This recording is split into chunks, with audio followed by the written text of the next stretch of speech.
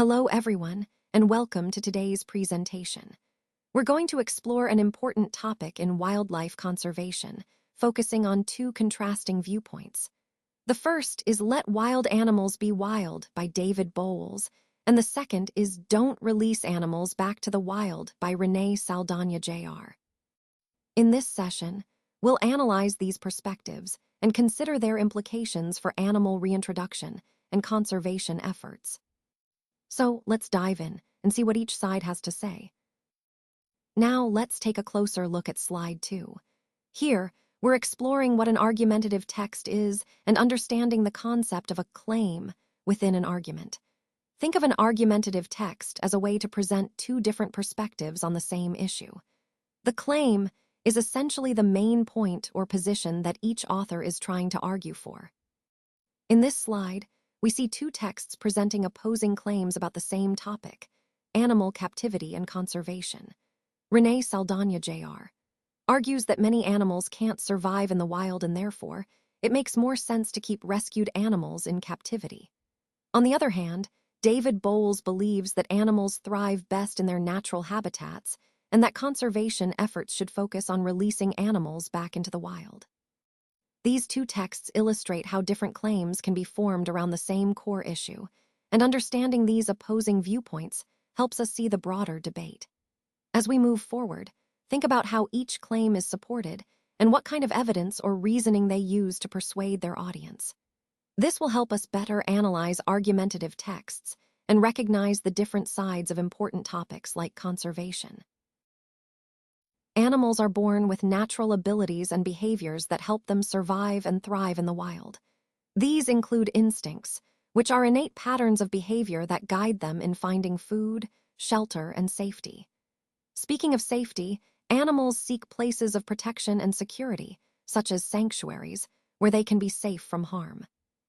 When we talk about these places, it's important to understand that they are not meant to restrict animals, but to provide a safe environment. These places are unfettered, meaning not limited or constrained. And for animals to do well, to grow, and to flourish, they need the freedom to express their natural instincts. This is what it means to thrive. Our key responsibility as humans is not just to keep animals alive, but to allow them to live as nature intended. Imagine a bird that is kept from flying freely, or a wild cat that can never roam the savanna. While captivity might keep them safe and provide food and water, it can't fulfill their deepest needs, living according to their natural behaviors. Wild animals can truly thrive only in their natural habitats, where their instincts and behaviors are unfettered and fully expressed. This is why we believe in letting wild animals be wild, because they have the right to live freely and to thrive in the environments that suit them best. By 2015, the California condor population in the wild had grown to about 435 individuals, soaring through their natural habitat once again. This is a remarkable turnaround considering that, at one point, there were no condors left in the wild at all. In fact, the last wild condor was captured for breeding back in 1992, which marked a critical turning point in conservation efforts. Before that, in 1987, the U.S. government started a captive breeding program to help save this species from extinction. Now, it's important to remember that the path to recovery was incredibly challenging. During the 1980s, threats like hunting, poisoning, pollution, and pesticide use pushed the condors to the brink. At their lowest point in 1987, there were only 27 condors left in captivity and none left in the wild. But thanks to dedicated conservation efforts, we managed to bring these birds back from the edge. Today, the population has increased from 0 in the wild to over 400, demonstrating that targeted, sustained efforts can reverse even the most dire situations. This success story shows us that with science, collaboration, and perseverance, we can make a real difference in saving endangered species. It's a powerful reminder that hope and action can turn the tide against extinction.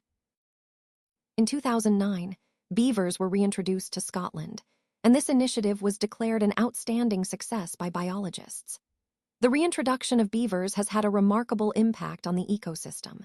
Their dams create pools that serve as habitats for a wide variety of species, including plant species, fish and amphibians, dragonflies and insects, otters and muskrats, as well as ducks and waterfowl. Animals that benefit from beaver dams thrive because these structures provide essential habitats. Beavers are considered a keystone species, meaning they play a crucial role in maintaining ecosystem health. They use logs and sticks to build dams in rivers and streams, and these dams do more than just slow water flow. They create new aquatic environments that support many other species. A keystone species is an animal or plant that has an essential role in maintaining the balance of its ecosystem. If that species becomes extinct or threatened, the whole ecosystem can be jeopardized. Restoring a keystone species like the beaver can lead to widespread ecological benefits, helping to restore and sustain biodiversity. So, by focusing on keystone species, we see how one species' health directly influences the health of the entire ecosystem. Protecting and restoring these species is a powerful way to support the broader environment and ensure its resilience for the future. This slide highlights how reintroducing wildlife benefits both the environment and local communities. For example, the money that comes from tourism in Yellowstone helps support local motels, restaurants, and other businesses. Since wolves were reintroduced to Yellowstone starting in 1995, we've seen a significant economic boost. A 2006 study by the University of Montana estimated that wolf-related tourism brought in tens of millions of dollars each year. This isn't just about protecting animals, it's about supporting the economy of surrounding communities.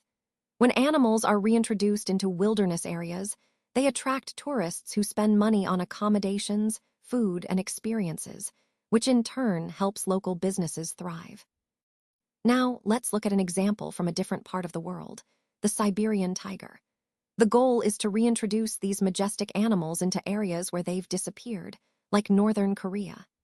Starting in the 1990s, scientists involved in the Siberian Tiger Project began fitting these big cats with radio collars and releasing them back into the wild. This allows researchers to monitor their movements over decades, gathering critical data. This information is invaluable because it helps us understand how these tigers survive, reproduce, and interact within their ecosystems. By tracking them with devices like radio collars and GPS tags, scientists can study their behavior and health in real time. So both examples, wolves in Yellowstone and Siberian tigers, show us that reintroducing animals isn't just about conservation. It also has scientific benefits, helping us learn more about these species and how to protect them better. Ultimately, reintroducing wildlife supports biodiversity, advances scientific knowledge, and brings economic benefits to local communities.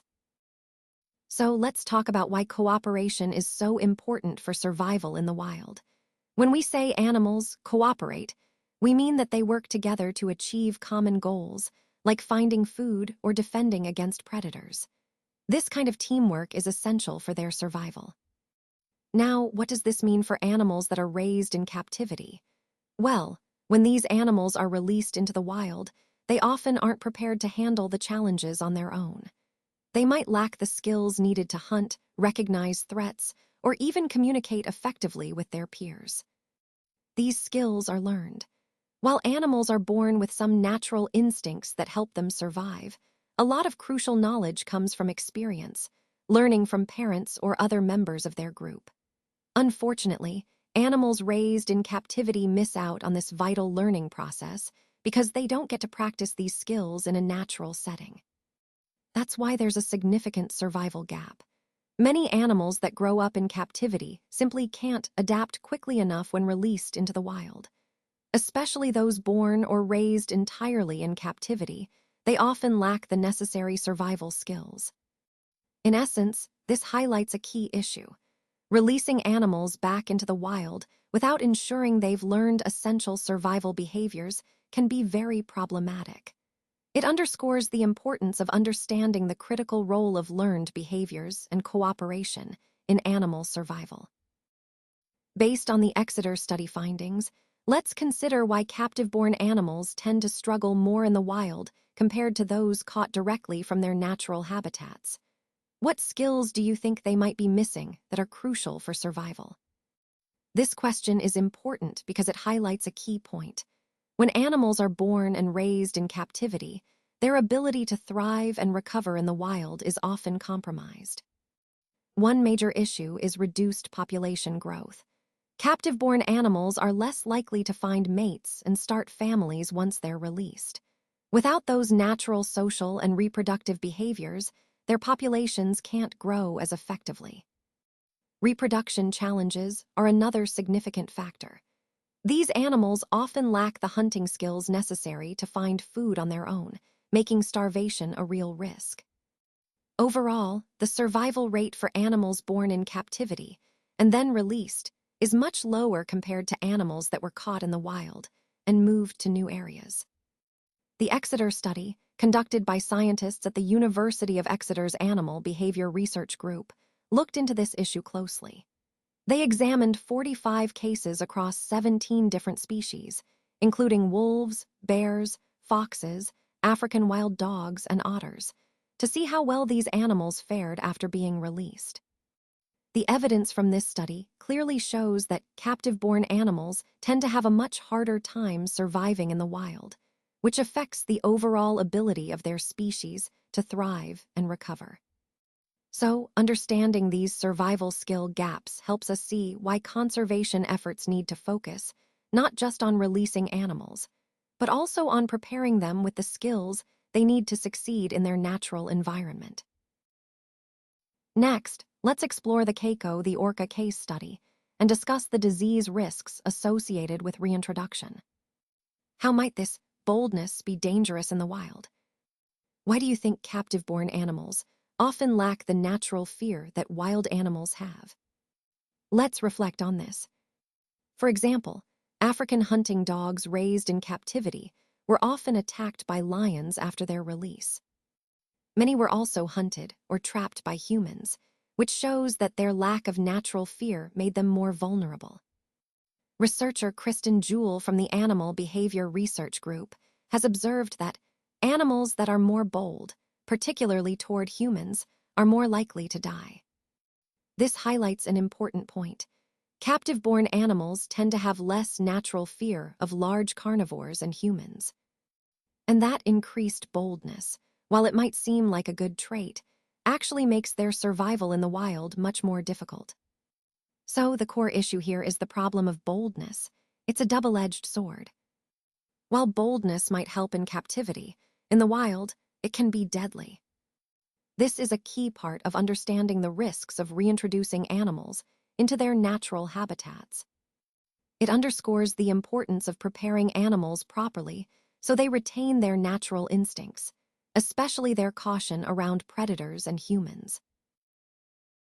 Let's take a closer look at what the Keiko case study teaches us about reintroducing animals that were captured at a young age.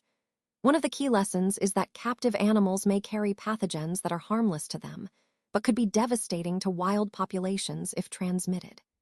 This disease transmission risk is a major factor to consider because introducing these animals back into the wild can inadvertently threaten existing wildlife that might lack immunity. This highlights an important point. Keeping animals in well-managed captive facilities might sometimes be the safer option to prevent the spread of disease. It's a delicate balance between trying to give animals a second chance and protecting the overall health of wild populations. Now, this raises some tough questions. Should we attempt to release animals that have spent most of their lives in captivity? Are we setting them up for failure? The key lesson here is that animals captured very young may never fully adapt to the wild, even after extensive rehabilitation. Take Keiko, for example. Despite our best efforts to release him back into the ocean, he struggled to adapt and ultimately died of pneumonia. This shows us that release isn't always successful, especially for animals taken at a young age. So Keiko's story is a cautionary tale. He was captured near Iceland at around 3 years old, starred in the movie Free Willy, and was part of this reintroduction effort. But his case reminds us of the complexities and risks involved, particularly with disease and adaptation challenges. In summary, The Keiko case teaches us that reintroduction is not always straightforward. We need to weigh the risks of disease transmission and consider whether animals captured young can truly thrive in the wild. Let's consider the advantages and disadvantages of keeping endangered animals in modern zoos and sanctuaries versus releasing them back into the wild. How might we find a balance between these approaches? Modern facilities are carefully designed with animal welfare in mind. Animals often have plenty of space, and they're not always in view of visitors, which helps reduce stress. Many sanctuaries create naturalistic environments that allow animals to express their natural behaviors while remaining safe and protected. Zoos and sanctuaries also serve as vital educational centers, helping us teach the public about wildlife conservation and the importance of protecting endangered species. From a protection standpoint, animals in these facilities are safe from predators, hunting, environmental pollution, and habitat destruction. This safety is crucial for their survival. Medical care is another key benefit. Professional veterinarians ensure that animals receive prompt treatment for injuries and illnesses, which is often not possible in the wild. In terms of nutrition, animals in zoos and sanctuaries always have access to quality food. Their diet doesn't depend on their hunting skills or seasonal availability, which helps maintain their health. In many ways, modern facilities actually improve upon nature. They offer large, naturalistic enclosures that closely mimic natural habitats, providing an environment better suited to their needs. Overall, modern zoos and sanctuaries provide superior care and protection. But the challenge remains: how can we continue to improve these facilities while also supporting conservation efforts in the wild? Finding that balance is key to ensuring species survival both inside and outside these environments. When considering the release of animals into the wild, there are several key factors to evaluate. First, we look at the ecosystem's readiness to support the species. Does the habitat have what it needs for survival? Next, we assess the animal's current health and physical condition. Are they strong enough to thrive outside captivity? We also consider the availability of suitable habitat in the wild. Has the environment recovered or improved enough? Additionally, the species' ability to learn essential survival skills is crucial. Can they adapt and fend for themselves? Lastly, we look at the animal's age and whether it was born in captivity or raised there. These factors influence their adaptability. The core idea here is that successful conservation isn't a one-size-fits-all solution. It requires a careful, case-by-case approach. Not every animal is ready for release, and not every species should remain in captivity indefinitely. This brings us to the fundamental debate. Should we release animals back into their natural habitats to allow them to thrive, or keep them in captivity where we can better ensure their survival? The real issue isn't whether we should help animals, but rather how we can do it most effectively. Interestingly, both sides of this argument agree on one thing: protecting endangered species and improving their chances of survival is essential. In the end, it's all about finding the right balance, what I like to call a synthesis. We need to weigh these factors carefully and tailor our approach to each situation, aiming for the best outcome for the animals and their ecosystems. Now, let's analyze how the authors support their arguments by identifying the claim, reasons, and evidence in one of the texts. Think about how they use facts and examples to strengthen their position. Moving on, consider the question about the differing methods for protecting endangered species. What factors should conservationists weigh when deciding whether to release an animal back into the wild or keep it in captivity? Next, we look at Keiko the orca. What ultimately happened to him, and what does his story teach us about the difficulties of reintroducing animals that were captured at a young age? Then there's the Exeter study. Why do captive-born animals tend to have lower survival rates in the wild compared to those caught directly from their natural habitats? What crucial skills might they be missing? After that, we consider the economic benefits of reintroduction. Can you think of a specific example from the text? How does this benefit local communities, both ecologically and economically? Moving forward, Let's define what a keystone species is and find an example from the text. Why is losing a keystone species so dangerous for the entire ecosystem? Finally, answer these questions to test your understanding of argumentative texts and wildlife conservation debates. Remember, this is the final review to reinforce your knowledge.